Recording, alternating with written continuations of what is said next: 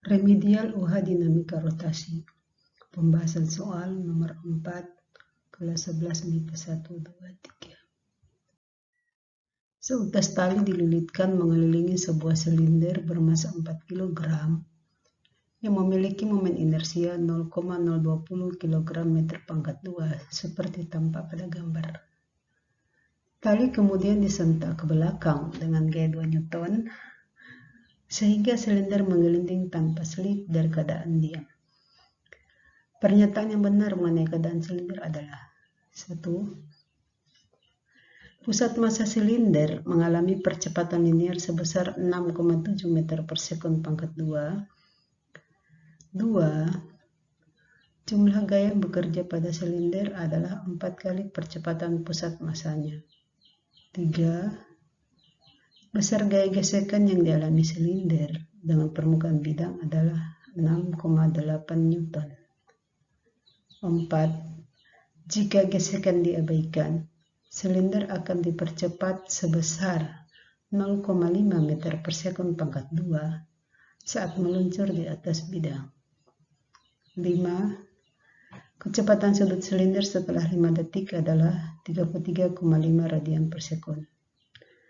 Bagian A, 1, 2, 3, B, 1, 3, 4, C, 2, 4, 5, D, 1, 4, 5, E, 1, 3, 5. Kita tulis dulu apa yang diketahui dan ditanya pada soal.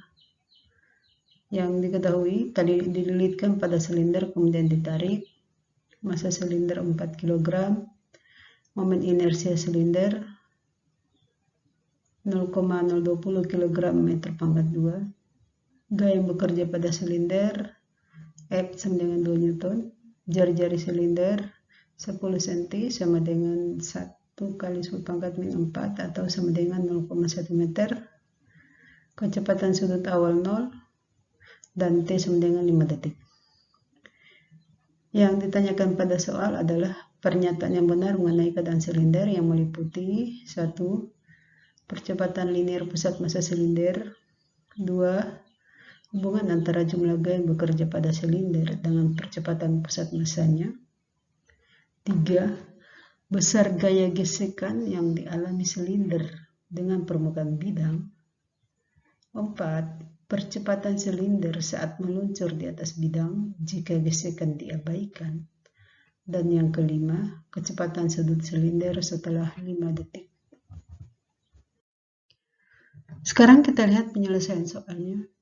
Yang pertama kita akan membuat jawaban untuk pernyataan 1. Pusat massa silinder mengalami percepatan linear sebesar 6,7 meter per sekon pangkat 2. Nah, untuk pernyataan 1 ini kita akan meninjau rotasi silinder dan translasi silinder. Kita tinjau dulu rotasi silinder. Di sini sudah saya buatkan diagram gaya yang bekerja pada silinder beserta torsi yang disebutkan oleh gaya-gaya tersebut. Jadi lihat, silinder berputar karena adanya torsi yang dihasilkan oleh gaya sentakan pada tali dan gaya gesekan antara bagian bawah silinder dengan permukaan bidang. Jadi ada dua torsi yang memutar silinder. Yang pertama, torsi yang dihasilkan oleh gaya sentakan tali. Nah, torsi ini akan memutar silinder berlawanan arah jarum jam. Dan kita beri nilai positif untuk torsinya. Yang berikut torsi yang dihasilkan oleh gaya gesekan antara bagian bawah silinder dengan permukaan bidang. Nah, torsi ini menghasilkan putaran yang searah jarum jam. Dan kita beri tanda negatif. Kita gunakan hukum 2 Newton untuk rotasi, sigma tau sama dengan I kali alfa. Dengan sigma tau-nya itu sama dengan 2R kurang F kali R. Jadi, kita akan mendapatkan 2R kurang F kali R sama dengan I kali A per R. Kita selesaikan persamaan ini, kita akan mendapatkan persamaan 1, yaitu A sama dengan 2 kurang F per 2. Yang berikutnya tinjau translasi silinder. Silinder bergerak ke belakang. Mengapa ke belakang? Karena gaya sentakan tali itu arahnya ke belakang. Nah, kalau pada gambar arah ke belakangnya kita gambarkan ke arah kiri. Gaya apa saja yang bekerja pada silinder? Nah, ada dua gaya yang bekerja pada silinder, yaitu gaya sentakan ke belakang sebesar 2 Newton dan gaya gesekan ke belakang. Nah, untuk translasi ini kita gunakan hukum 2 Newton. Untuk translasi yaitu sigma F sama dengan M kali A. Sama dengan 2 tambah F sama dengan 4 kali A. Nah, kita akan mendapatkan persamaan 2 yaitu F sama dengan 4A kurang 2. Masukkan nilai A pada persamaan 1 ke persamaan 2 dan kita akan mendapatkan besar gaya gesekan yang bekerja antara permukaan bawah silinder dengan bidang itu adalah 0,67. Nah, dari persamaan 1 kita dapatkan A sama dengan 2F, 2 kurang F per 2. Masukkan nilai F 0,67 ke persamaan di atas, kita akan mendapatkan A sama dengan 0,67 meter per sekon pangkat 2. Jadi pernyataan 1 salah. Mengapa? Karena pada pernyataan 1 A-nya adalah 6,7 meter per sekon pangkat 2. Sedangkan pada hasil yang kita dapatkan A-nya adalah 0,67 meter per sekon pangkat 2.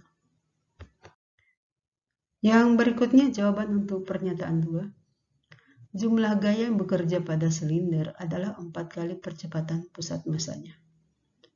Nah, untuk menjawab pernyataan ini, kita perhatikan persamaan hukum 2 Newton untuk translasi, yaitu sigma F sama dengan M kali A.